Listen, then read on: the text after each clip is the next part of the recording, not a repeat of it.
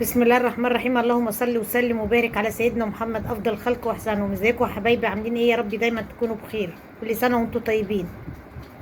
يلا ندخل على اسرار مطبخ ام عبده ونشوف عملنا الجمال ده ازاي. طبق فته مصري على اصوله. يلا ندخل على المطبخ ونشوف عملنا الجمال ده ازاي. يلا بينا. هعمل معاكم النهارده فته العيد. فته جميله، خل وتوم وايه بقى. كل سنه وانتم طيبين. كده انا حطيت الحله على النار عشان تسخن، وطبعا حاطه ميه تغلي. سامعين الطشه دي؟ بسم الله الرحمن الرحيم. هديها تسويحه. بسم الله الرحمن الرحيم. سامعين؟ سامعين؟ الله اكبر. لازم تكون الحله سخنه عشان العصاره بتاعت اللحمه مش تنزل منها وتفضل ايه، طريه كده وفوسي وطعمها حلو. طبعا دول حتتين دوش مخليه الجزار قاطعها مع اللحمه.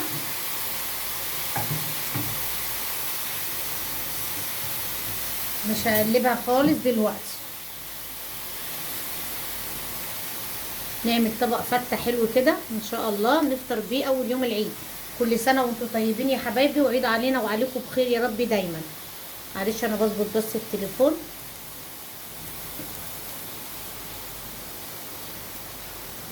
اللهم صل على النبي.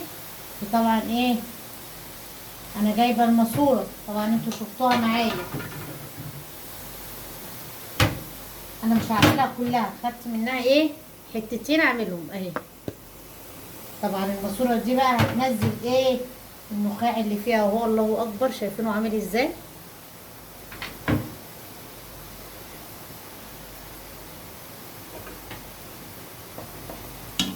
كده هقلبها على الناحيه التانية. اللهم صل على النبي. شايفين خدت لون ازاي؟ اللهم صل على النبي.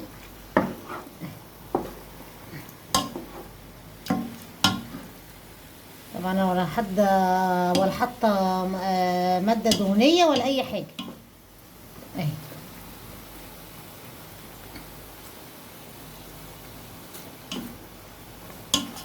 سيبها على الجنب التاني ايه شويه.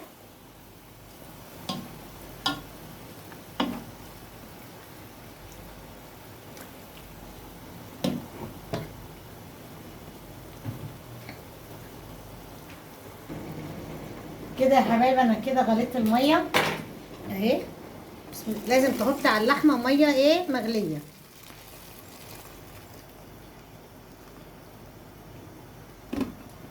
هغلي كمان حبه واحطهم لها. شايفين يا حبايبي بالمنظر ده يا غالي تاي 5 دقايق. همسكها بقى اكبها واشطفها وانقلها من الحله دي لميه تاني نضيفه. تشربي بقى حبه شوربه زي العسل. ادي يا حبايبي انا غليت ميه اهي تاني. بسم الله الرحمن الرحيم. شايفين اهي. واقوم مسقطاها فيها كده. بسم الله بسم الله بسم الله بسم الله بسم الله بسم الله بسم الله. والماسوره اهي.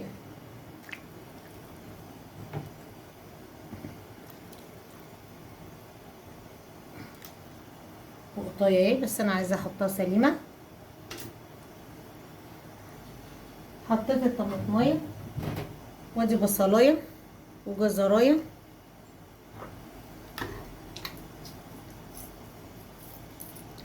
خمس حبات حبهان وورق لولو. وهسيبها بقى ايه تستوي ايه على مهلها. نص معلقه سكر واسيبها تستوي على مهلها. لو عندك نقه بلح حطيها، بس انا للاسف ما عنديش نقه بلح. ادي يا حبايبي كده بتغلي اهي. ههدي عليها النار واسيبها لما تستوي براحتها. شايفين منظر الشوربه عامل ازاي؟ طبعا حبه الميه اللي احنا هتسقطناها فيها المغليه وكبيناهم دي خدت زفاره اللحمه كلها نزلتها. دي تبقى بقى شوربه رايقه وطعم حكايه.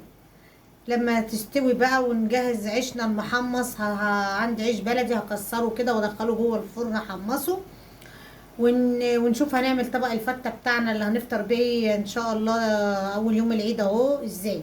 كل سنة وانتم طيبين كمان مرة يا حبايب قلبي. ادي يا حبايبي حطيت عشان اعمل الصلصة بتاعت الفتة، حطيت المادة الدهنية بتاعتي اهي في الحلة، واللهم صل على النبي. نزلت مع بتاع 5 فصوص توم كده،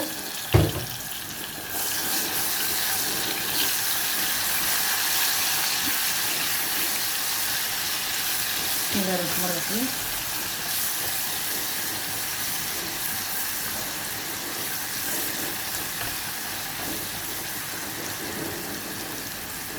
لغايه ما التوم بس يحمر كده، خلي ايدك تكون فيه عشان يبقى اللون الذهبي الحلو ده.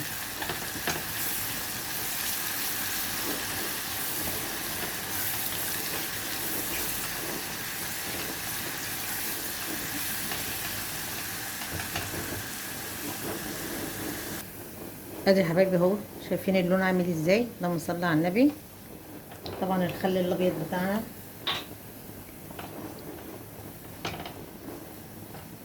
بس انا مش عايزاه غير اللون الجميل الحلو ده، شايفين؟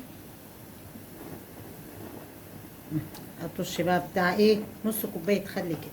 بسم الله الرحمن الرحيم. من الريحه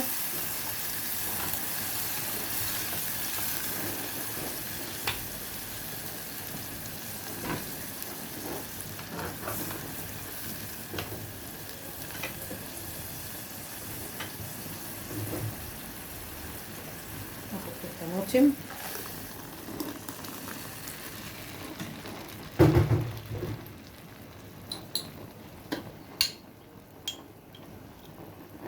ربع معلقه فلفل اسمر كده،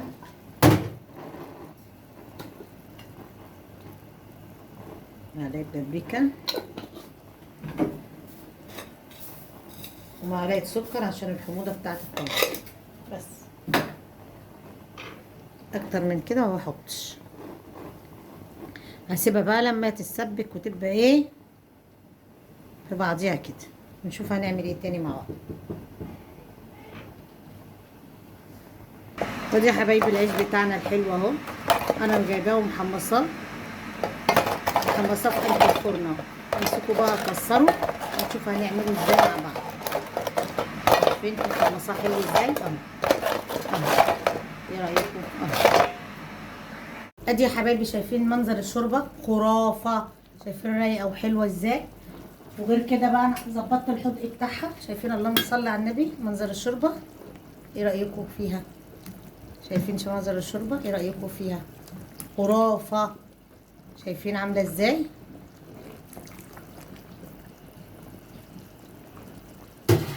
مسكنا العيش اهو كسرناه، اللهم صل على النبي.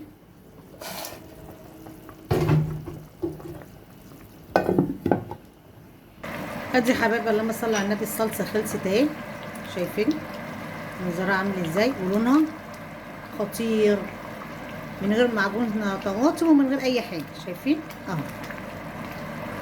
نطفي بقى على الصلصه بتاعتنا. طبعا انا حاطه كده ماده دهنيه في قلب الحله،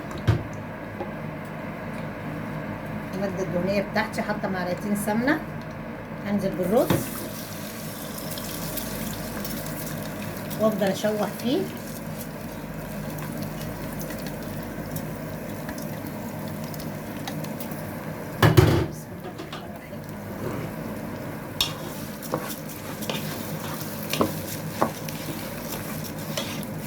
وحط له ميه ايه تغلي.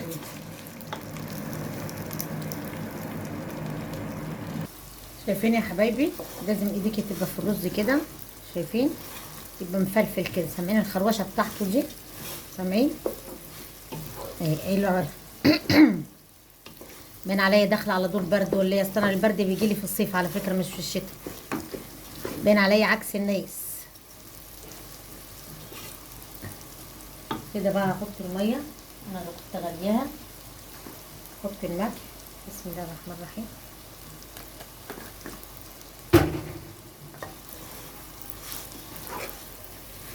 شايفين لونه اتغير ازاي بقى، لونه اصفر وحلو ازاي الرز.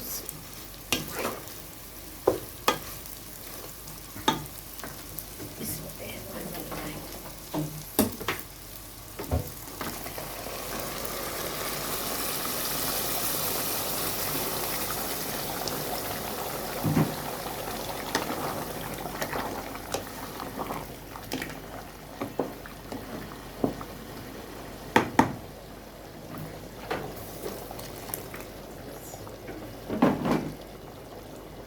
هسيبه بقى لما يشرب. ادي يا حبايبي حطيت نص المعلقه سمنه وفصين توم كده عشان اطعم العيش بتاعنا.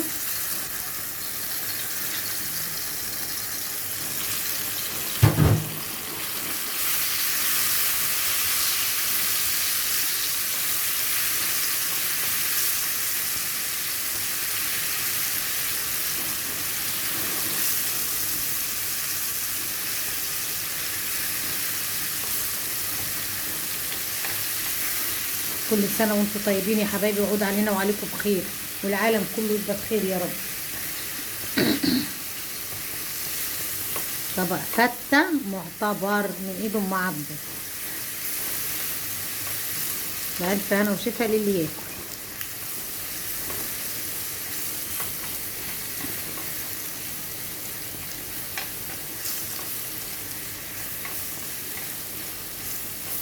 لسنة ومتابعيني كلهم بخير وطيبين يا رب، هو هم واولادهم واهلهم.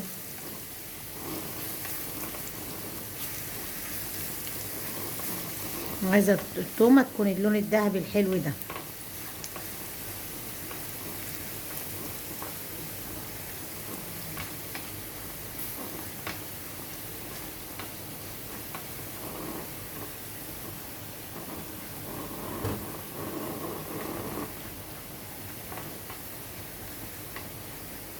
شايفين؟ بس انا مش عايزه اكتر من كده. طب بقى بحبه خل. بسم الله الرحمن الرحيم.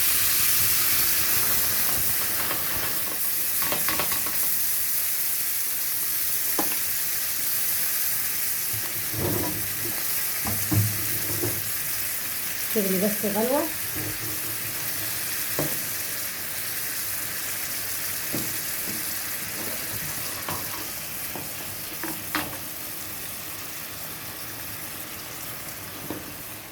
العيش اهو بتاعنا. بسم الله الرحمن الرحيم.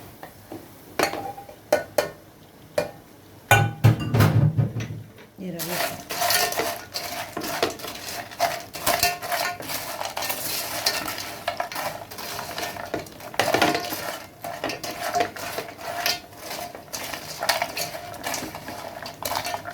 ايه رايكم؟ اللهم صل على النبي. انا اسفه.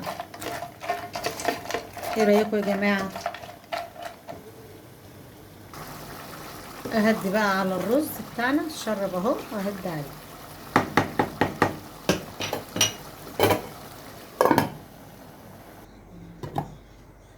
اللهم صل على النبي. دي حبايب الرز بتاعنا خلص اهو. نغرب بقى طبق الفته بتاعنا. ادي الرز. ادي العيش ولا ايه؟ هناخد كبشه رز كده نحطها على الوش.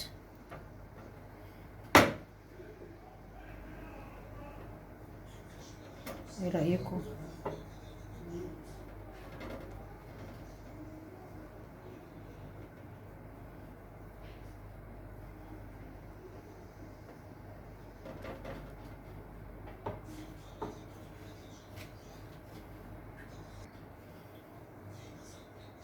ادي الشوربه. شايفين منظر الشوربه عامله ازاي يا جماعه؟ شايفين؟ بسم الله الرحمن الرحيم.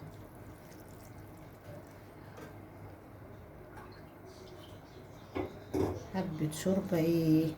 اللهم صل على النبي.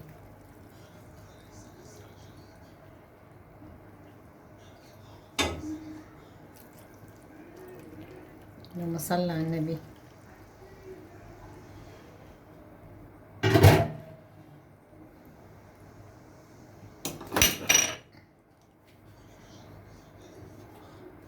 ايه رايكم؟ بسم الله الرحمن الرحيم. خد الصلصة.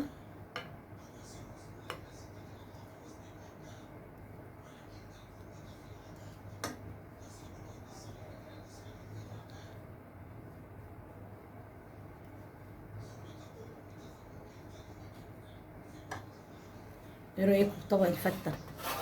ايه رأيكم فيه؟ ها؟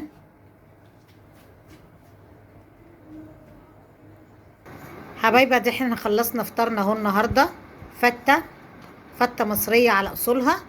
يا رب تعجبكم لما تدخلوا على الفيديو وتشوفوا فتة ام عبده عاملاها ازاي. لها طقة خاصة. انا اسفة، لها طقة كده، ملاحظة خاصة وهي بتعملها. ولو عجبتكم متنسوش ام عبده باللايك والشير والاشتراك وفعل الجرس عشان يوصلكم كل جديد مع اسرار مطبخ ام عبده. كل سنة وانتم طيبين. هعمل معاكم النهارده فتة العيد. فتة جميلة، خل وتوم وايه بقى. كل سنة وانتم طيبين. كده انا حطيت الحلة على النار عشان تسخن، وطبعا حاطة مية تغلي. سامعين الطشه دي؟ بسم الله الرحمن الرحيم. هديها تسويحة. بسم الله الرحمن الرحيم. سامعين؟ سامعين؟ الله اكبر. لازم تكون الحلة سخنة عشان العصارة بتاعت اللحمة مش تنزل منها وتفضل ايه، طرية كده وسوسي وطعمها حلو. طبعا دولت حتتين دوش مخليه الجزار قاطعها مع اللحمة.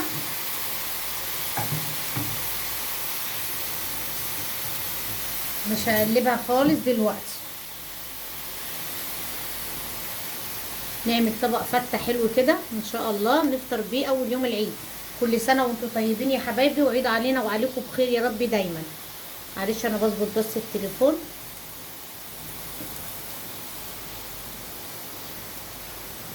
اللهم صل على النبي. وطبعا ايه، انا جايبه الماسوره طبعا انتوا شفتوها معايا.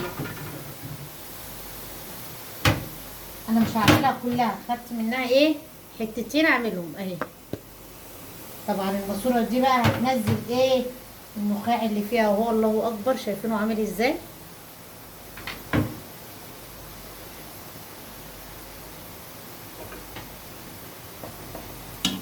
كده هقلبها على الناحيه التانية. اللهم صل على النبي. شايفين خدت لون ازاي؟ اللهم صل على النبي.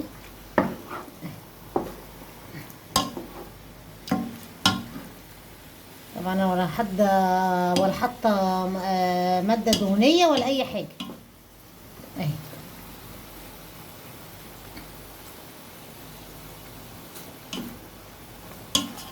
سيبها على الجنب التاني ايه شويه.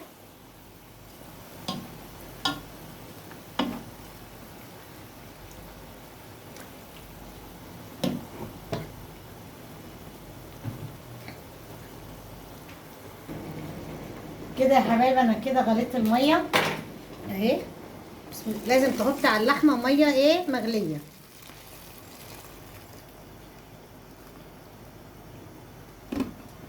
هغلي كمان حبه واحطهم لها.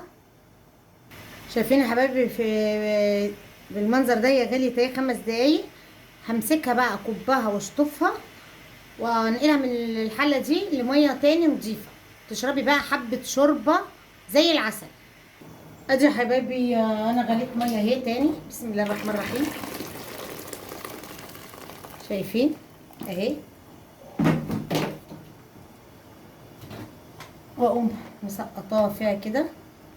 بسم الله بسم الله بسم الله بسم الله بسم الله بسم الله بسم الله.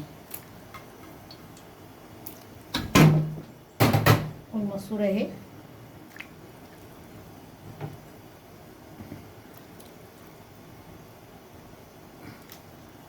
وقطايه اهي، بس انا عايزه احطها سليمه. حطيت الطماطمايه وادي بصلايه وجزرايه.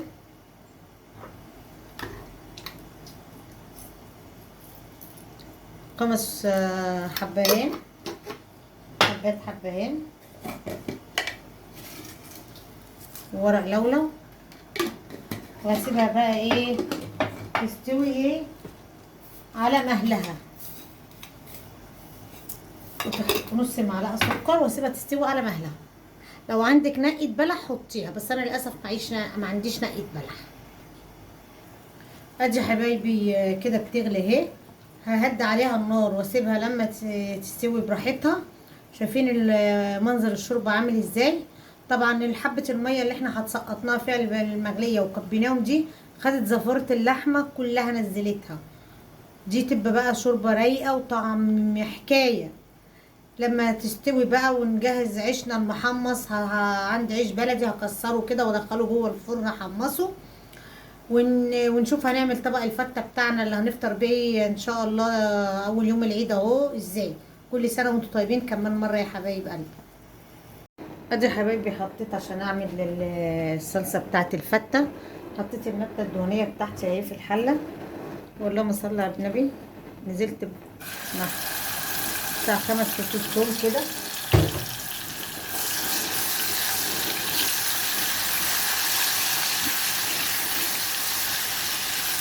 نجرب مرة فيه.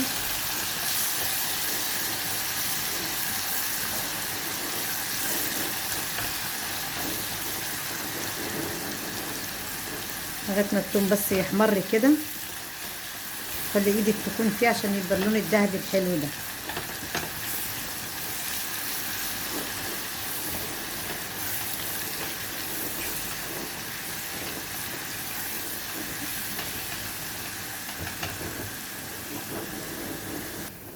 ادي يا حبايبي اهو، شايفين اللون عامل ازاي؟ اللهم صل على النبي. طبعا الخل الابيض بتاعنا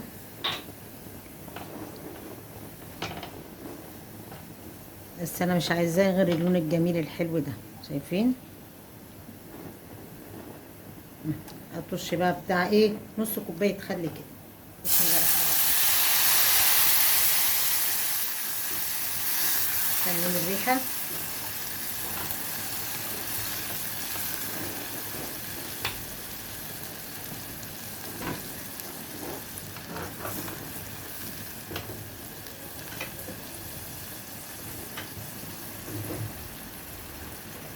نحط الطماطم،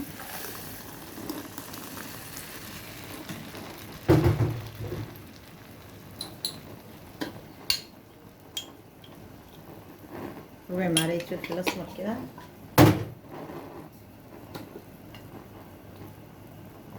معلقه بابريكا، ومعلقه سكر عشان الحموضه بتاعت الطماطم بس. اكتر من كده ما بحطش. هسيبها بقى لما تتسبك وتبقى ايه في بعضيها كده، نشوف هنعمل ايه تاني مع بعض. ودي يا حبايبي العيش بتاعنا الحلو اهو، انا جايباه ومحمصاه في قلب الفرن اهو. امسكوا بقى كسروا ونشوف هنعمله ازاي مع بعض. شايفين محمصاه حلو ازاي اهو. ايه رايكم؟ ادي يا حبايبي شايفين منظر الشوربه خرافه، شايفين رايقه وحلوه ازاي. وغير كده بقى انا ظبطت الحدق بتاعها، شايفين اللهم صل على النبي. منظر الشوربه ايه رايكم فيها؟ شايفين شو منظر الشوربه؟ ايه رايكم فيها؟ خرافه. شايفين عامله ازاي؟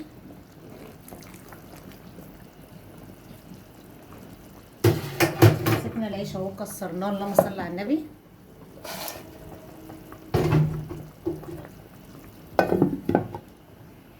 ادي يا حبايبي اللهم صل على النبي، الصلصه خلصت اهي. شايفين منظرها عامل ازاي ولونها خطير، من غير معجون طماطم ومن غير اي حاجه. شايفين اهو. نطفي بقى على الصلصه بتاعتنا. طبعا انا حاطه كده ماده دهنيه في قلب الحله، الماده الدهنيه بتاعتي حاطه معلقتين سمنه. هنزل بالرز وافضل اشوح فيه.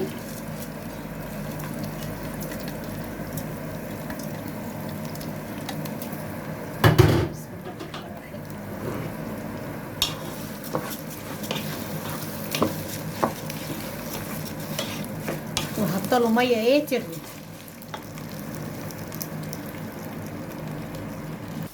شايفين يا حبايبي؟ لازم ايديكي تبقى في الرز كده. شايفين يبقى مفلفل كده. سامعين الخروشه بتاعته دي؟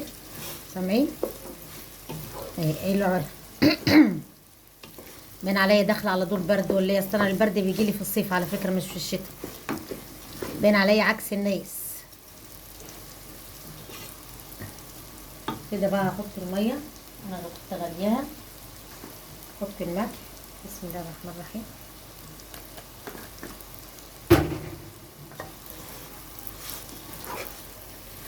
شايفين لونه اتغير ازاي بقى؟ لونه اصفر وحلو ازاي الرز.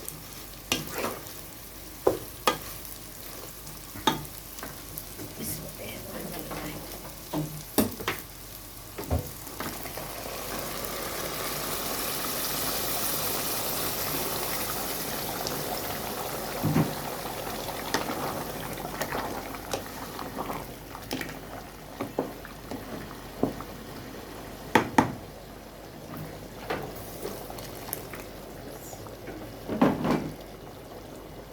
هسيبه بقى لما يشرب. ادي يا حبايبي حطيت نص المعلقه سمنه وفصين توم كده عشان اطعم العيش بتاعنا.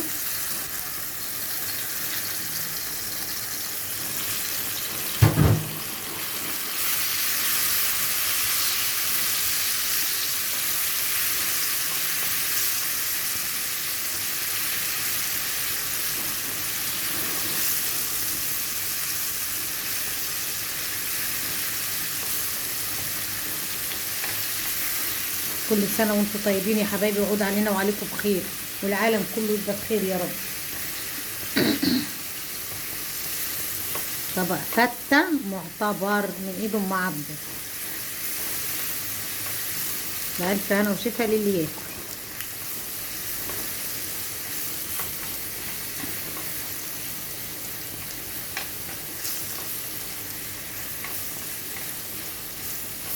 لسنة ومتابعيني كلهم بخير وطيبين يا رب، هو هم واولادهم واهلهم.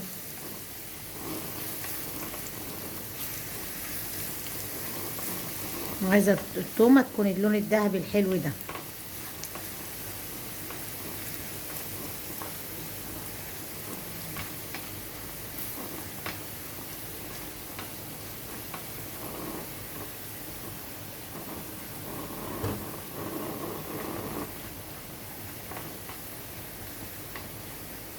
شايفين؟ بس انا مش عايزه اكتر من كده. طب بقى بحبه خل. بسم الله الرحمن الرحيم.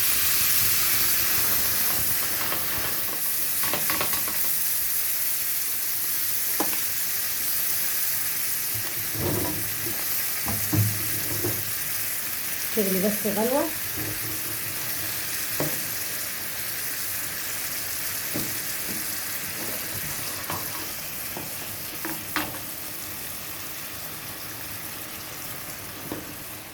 العيش اهو بتاعنا. بسم الله الرحمن الرحيم.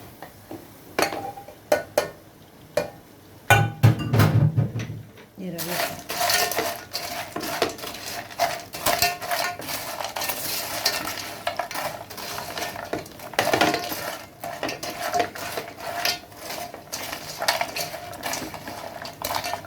ايه رايكم؟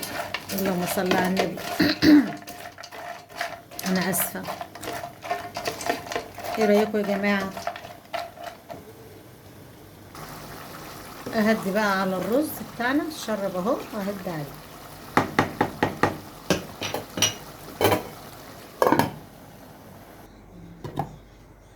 اللهم صل على النبي. يا حبايبي الرز بتاعنا خلص اهو. نغرب بقى طبق الفته بتاعنا.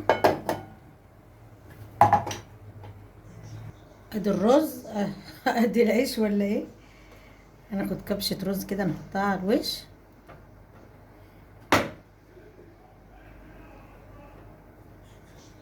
ايه رايكم؟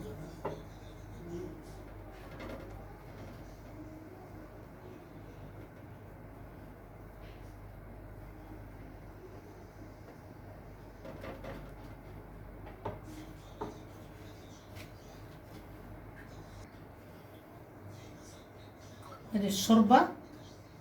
شايفين منظر الشوربه عامله ازاي يا جماعه؟ شايفين؟ بسم الله الرحمن الرحيم.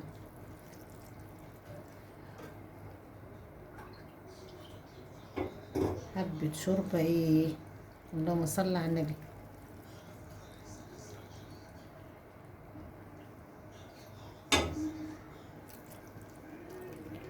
اللهم صل على النبي.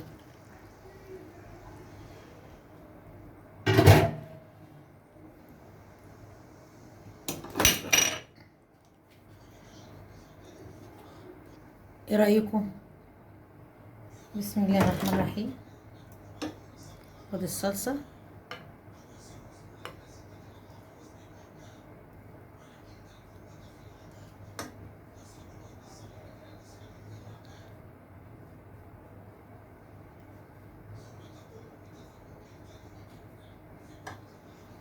ايه رأيكم في طبق الفتة؟ ايه رأيكم فيه؟ ها؟